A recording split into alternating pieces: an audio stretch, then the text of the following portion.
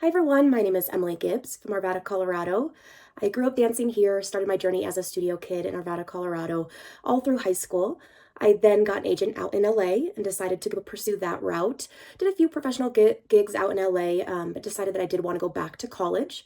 So at that point, I went back to the University of Colorado at Boulder, proud CU Buff alumni, and danced on the dance team there for 3 years alongside some of my best friends. That's when I really transitioned and knew that dance team world was for me. I absolutely fell in love with it and all the connections I made. And it doesn't hurt that I'm a huge football fan as well. So that was really nice to be able to combine my two favorite things, dance and football. When I was in college, I was given the opportunity to be captain my senior year. And I really relished in the fact that I got to help out my teammates not only succeed on the football field and the court, but also at college nationals. I think it's a great way to get an introduction into what coaching or leading could be like for you, and if that's a path that you might want to explore. That kind of helped my transition into my now career as a dance coach. Alongside with coaching, I found that love when I taught at the studio as well. So growing up, I taught tap class and ballet to little ones, and then ultimately moved my way up the ladder to the older advanced classes throughout my college career. So I think between teaching in the studios and then also being a captain on the CU dance team, I think between those two, I really found my love for coaching and knew that that was something I would want to pursue after my career on the field. So after CU dance team, I did end up going and dancing for the Denver Outlaws, which was a major league lacrosse team here in Denver at the time. And that really helped propel me forward to be a member of the Denver Broncos Cheerleaders for 3 years. Some of my best memories, again, huge football fan, so being able to combine dancing and being on that field supporting the Broncos, who I've rooted for my entire life, was really rewarding, and I absolutely loved it. I think the most rewarding aspect in my career so far would have to be all the people that I've met along the way. I think it's one thing to have dance in common with all the people that you meet in your dance career, but building upon that and really nurturing the friendships and finding out all the other things that you have in common and all the things that you can lean on your community for in your own personal life. So they really do become best friends. So really meeting my best friends are some of the best opportunities. Of course, it doesn't hurt to travel the world. I was lucky enough to dance in New York for Super Bowl 48 and San Francisco for Super Bowl 50, getting that win against the Carolina Panthers. And then also dancing in Hong Kong alongside my best friends in the Chinese New Year parade. So those are some of the amazing opportunities, not to mention just traveling around all of Colorado to meet all the huge Buff fans and Broncos fans, and just being able to relate to a community like that. There's nothing more special.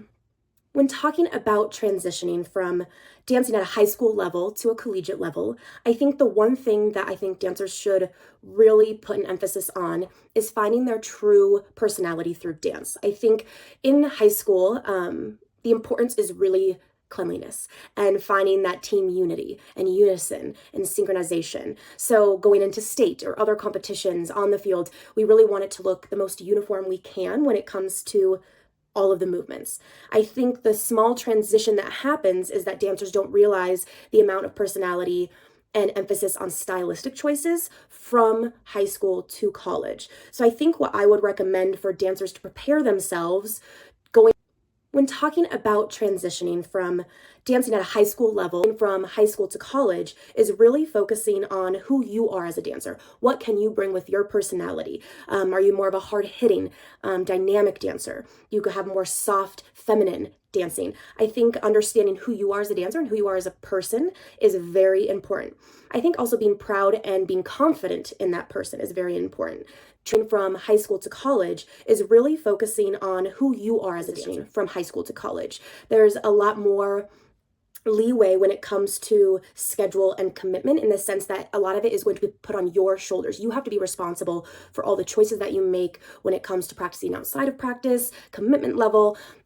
Really at that point, you're transitioning from being in your own home to an adult and really navigating the world on your own. So making sure that you're making the choices in the best interest of the team is very important. And no one's going to tell you how to do that. You have to do it yourself. Transitioning from high school to college, there's a lot more leeway when it comes to, I think the main difference when it comes to time commitment and expectations is really understanding that whether you're in high school or in college, the time commitment is going to be huge and the expectation is also going to be elevated, but they're really similar. It's just is how much are you going to take accountability for yourself rather than mom or dad or coach telling you to do it or encouraging you to do those things. It really has to be self-motivated when it goes to the next level. It's more of a choice. So making sure that you truly want to be there and you're committed for all the right reasons and understanding what dance means to you. As far as specific skills or technique that comes with a collegiate level, I think it's important to keep training. I always say at the high school level, you're training every single night, which is the most you'll probably be training in your dance career. As you reach each level, you really do eliminate practices because you are at that professional level. You have gotten to that level where you can have less commitment time-wise, but that doesn't mean you can lack in the technique or skills that you need. So I think when it comes to technique or skills, really focus on everything that you've accomplished in high school, and now it's time to maintain that. How do you continue to dance at the level that you did in high school, flexibility-wise, power, strength, endurance? How do you continue that as your body changes and as you get older, as you train less? You might not be able to train every single night because you have other commitments. So as far as skills and technique, it's maintaining, I would say. College level, obviously, you need to have all those amazing skills that you see at the collegiate level. But when you go into that next level of pro, it really turns a corner because of the different audiences that you're trying to reach, right? When you're in college, you're trying to entertain not only the fan base, but also judges when you go compete and represent your university against other universities. So I think the importance is just how you maintain the tricks and how you maintain that technique rather than trying to learn a whole set of something new. You really need to come into college having those in your pocket, just knowing how to keep them going.